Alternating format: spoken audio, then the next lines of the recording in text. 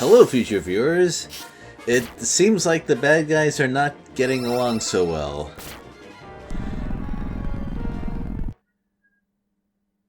I would have liked to see something like this explored a little bit more, but, well, in fairness, Warder does seem like the sort of person who would kinda keep things under control.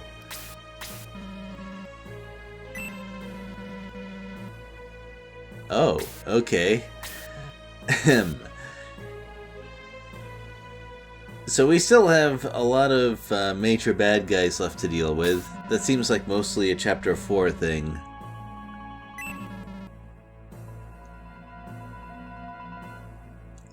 Oh, okay. Revival experiments.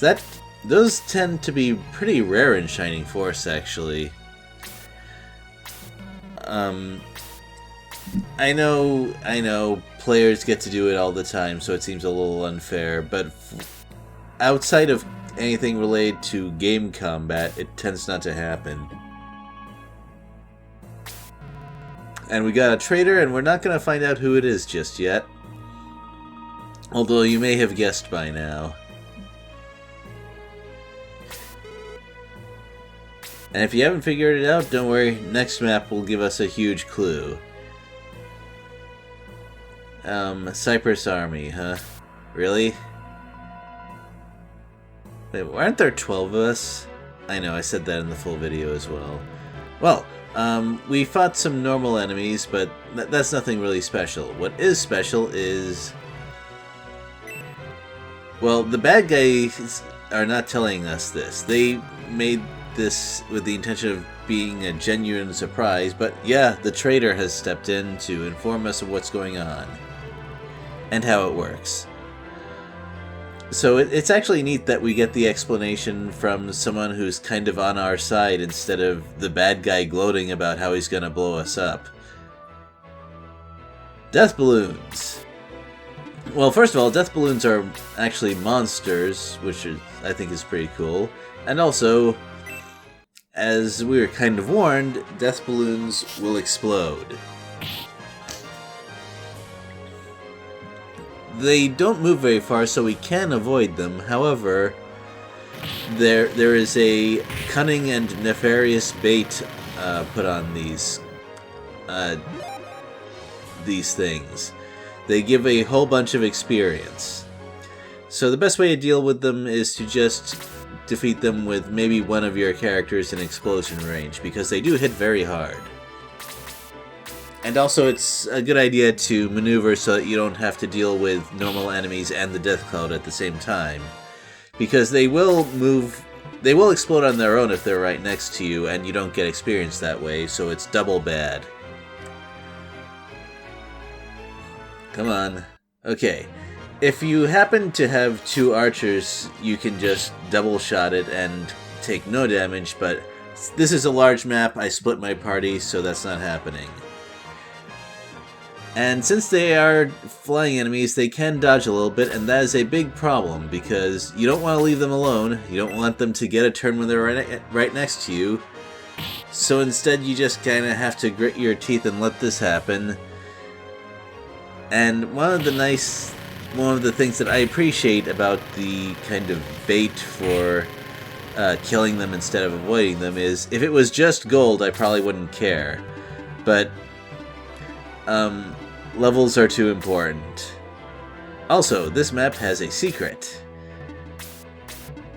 If you walk up to the center, you get a search icon instead of a stay icon, and look what happens.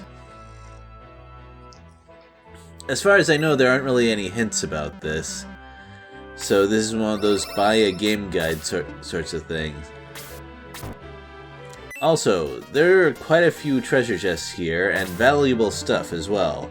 One of them is a rare non-enemy equipped heat axe, a always valuable running ring, and there is also a treasure chest right past the boss.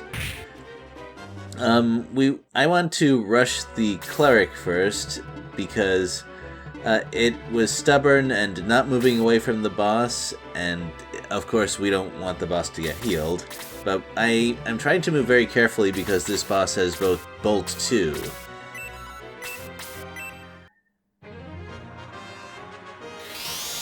And, well, I want to make sure that everyone is ready for that. Of course, while I'm kind of positioning everyone, Solo kind of beats up on Jaha. I was kind of waiting for him to cast his Bolt 2 spell, and that would be our cue to move forward. Because Solo has double turns, and also, that death balloon just appeared in a very awkward space. It could hit a whole bunch of us if it exploded right there. So I'd better just move away, although it would be better to have Chester shoot the thing. I was just a little bit shaken up by that, thinking a little bit too much about loosening up the formation back there. But hey, picking up the halberd, very nice. One of the 2 top centaur weapons. And, well, decided to take a little bit of a risk with my formation, and Eric really pulled through with that double attack. I did not want that cleric to heal itself while Solo was attacking us. Also, Solo seems to have kind of fixated on Jaha, which is kind of good news for me because if he shifted his targeting a little bit, he could have hit several of our characters. Also, I took a bit of a risk with Sarah. The numbers said there was a good chance of a kill there, but it didn't happen because variable damage. And, of course, for the same reasons as the previous death balloon, I couldn't just let it sit, so several of our people have to get hit there. Yeah, they're not going to move forward and reinforce the people fighting Solo, I would say. That would be a bit too risky. So that was a setback. Also, I was just pulling Eric back as a matter of tactics, and there we go. This actually happened by accident. So the guide I said, the guide I read told me to check the first tile, but I think I either didn't read the second part or the guide was just incomplete. But anyway, that was some pretty cool recruitment music. And we have a ninja now. Also, okay. So to the right, there were several people who were grouped together and could have been hit by a Bolt 2, but, well, I guess he didn't do that. Okay, well, I'm not gonna celebrate losing a character, but it's not a big deal in the long run. And that's it. Solo is actually not incredibly durable, he just deals a lot of magic damage.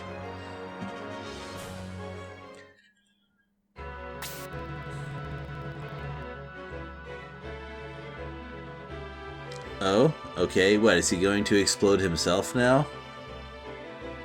I've been defeated, but I can't fall here. I must make my retreat. Well, actually, no, that doesn't happen a whole lot in Shining Force, now that I think about it. Really? You're scared? Oh wow, and the hero actually said something. That's exceedingly rare. Now, I don't think that he was actually referring to Deanna as the traitor. That's kind of absurd. Deanna is a punch someone in the face rather than stab them in the back sort of person. Well, uh-oh. So Deanna has some things to say after hearing that. I'm sorry, Deanna doesn't. Geez, Mayfair does. And now that I think about it, Mayfair has a lot more lines and character than she did in Book 1. Yep, we got the final confrontation coming up. Oh, well, okay, never mind. The game just said that outright. Okay, final chapter coming up. I'll do an intermission. I'll do an intermission video, and then I will see you for Chapter 4 next time.